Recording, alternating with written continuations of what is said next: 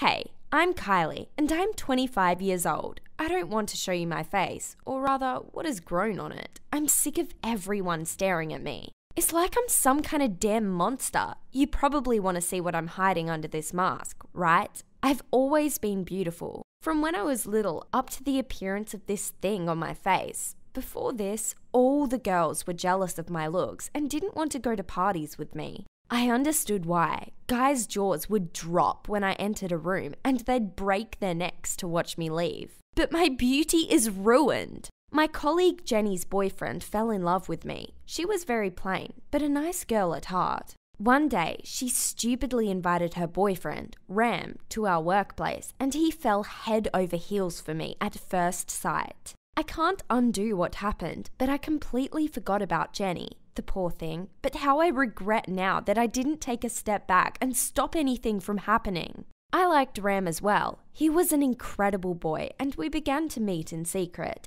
Then it all started to happen. He left Jenny for me, and I was waiting for there to be a drama, but what happened next was just weird. After being broken up with, Jenny didn't come into work that day, or the next.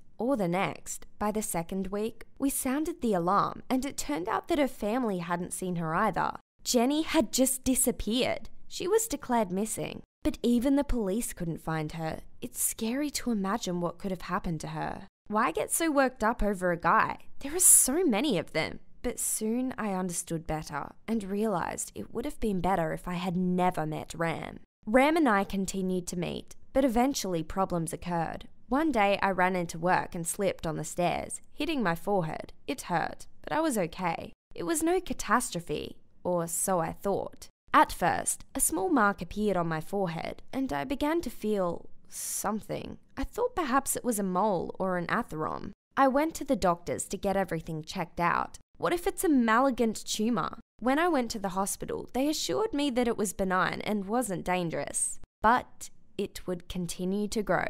Bigger and bigger. Oh no!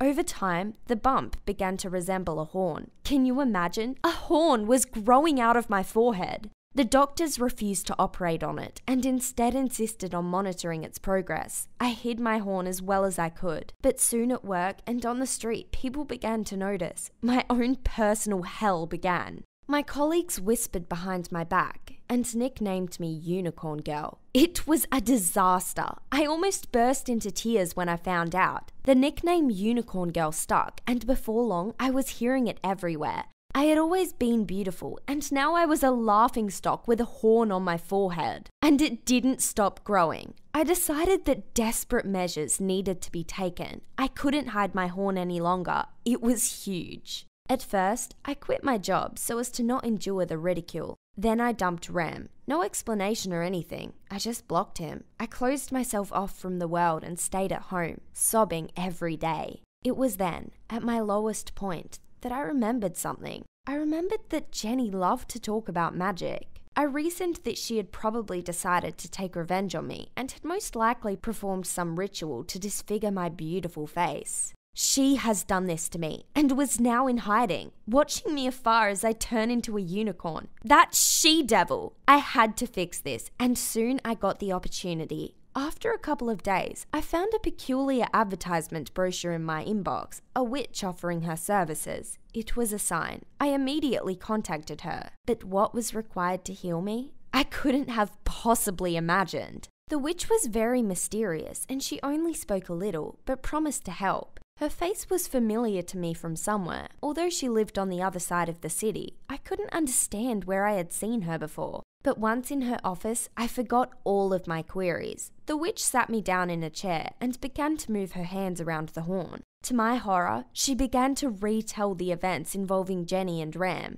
I was shocked. All of this was because of Jenny's envy. The witch told me she could help and that her potion would cure me quickly. She gave me some drops and told me how to take them, which I drank immediately on her prescription. I immediately felt terribly dizzy and thought that I was going to be sick, but the witch assured me that everything was perfectly fine and that this was to be expected. For the sake of my former beauty, I was prepared to suffer a little. I continued to drink the potion when I got home, as per her instruction. I felt awful, but it seemed to me like the horn was getting smaller. I didn't stop, and eventually, it worked. But once I had finished the bottle, I began to lose consciousness. My head was spinning, but I needed to see the witch. Something wasn't right. I somehow made it to the witch's office, ready to explain what had happened. But when I arrived, the doors wouldn't open for me. I went around the side of the house and saw the back door was open. I went inside and almost fell over in my surprise. In front of me, on the wall, was a huge photo of the witch, embracing Jenny. The women looked the image of each other, except the witch was older. That was where I knew the face from. As I stood there, flabbergasted, the witch appeared in front of me. My head span violently and my hands went numb. She had seen me looking at the framed photo and said, "Yes, stupid, I'm Jenny's mum, and I'm no witch." At that moment, I realized what had happened. She was taking revenge for her daughter. She had heard about my horn and decided that I would be desperate enough to try anything. "You need to disappear, just like my Jenny did. She disappeared all because of you. Oh, and that magic potion is actually a slow-acting poison." I couldn't listen anymore and rushed back to my car. She was crazy. I jumped behind the wheel and at full speed flew away from the house. I had to get to hospital urgently. I needed to remove all this muck from my body, but I never made it. The poison was in full effect and it caused me to have an accident. I remember hitting my head against the steering wheel just as the airbag inflated, and then darkness. I woke up in the beeping of medical equipment in a hospital. I was alive. I began to feel my forehead, but my horn wasn't there. It turned out that during the crash, I had damaged my horn, and when I had been brought into hospital and the doctors decided that it wasn't necessary to observe my horn any longer, they could safely remove it. The surgery was a success, and I had gotten off lightly from the crash, but I will never forget my experience. Now I know the price of beauty. I can return to my former life, and even to Ram. He comes to the hospital constantly, but I'm afraid because of this whole story. I'm ashamed of what I did to Jenny. I love Ram, but I don't know what to do. What do you think? Please tell me in the comments below, and remember to like and subscribe to the channel.